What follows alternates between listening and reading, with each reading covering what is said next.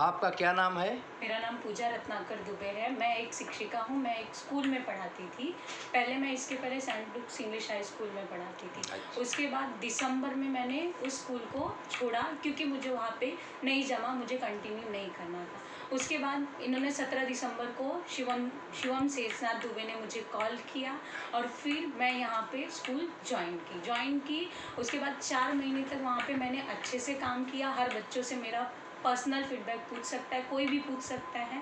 उसके बाद जब इनके रिलेटिव आप शिवम दुबे के स्कूल में पढ़ाते थे? शिवम इंटरनेशनल स्कूल में पढ़ाती थी। International school? हाँ, इंटरनेशनल स्कूल है। रजिस्ट्रेशन हुआ है क्या? रजिस्ट्रेशन नहीं हुआ है।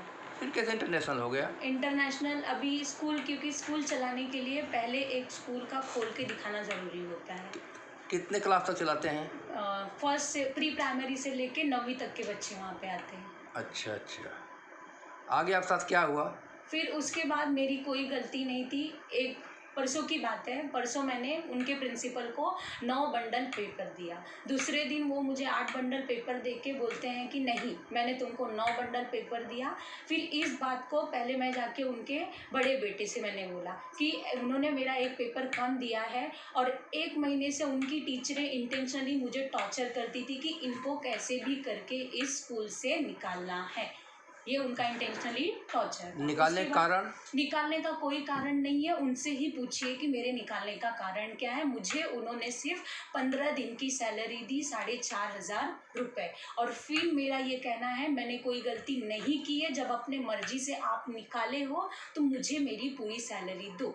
फिर उन्होंने आपको कारण बताओ, नोटिस दिया क्या उन्होंने? नहीं, कुछ नहीं दिया है। ना तो उन्होंने ज्वाइनिंग लेटर दिया, ना तो वो मुझे निकालने का कुछ दिए। उसके बाद बोले मेरा और तुम्हारा हिसाब खत्म। मैंने बोला मैंने कुछ नहीं बोला क्योंकि मैं वहाँ से निकल गई, क्योंकि मुझे वहाँ पे उस टाइम पे खतरा था, इसलिए मैंने वहाँ पे कुछ नहीं खतरा बोला। किससे खतरा? खतरा शिवम दुबे से मुझे था। क्या? क्योंकि वो उनका इस एरिया में बहुत गुंडागर्दी चलता है, इसलिए मैं वहाँ से डर के निकल चुकी। क्योंकि मैं बैकग्राउंड से पैसे से इतनी स्ट्रांग नहीं हूँ, इसलिए मैं पीछे हटी थी।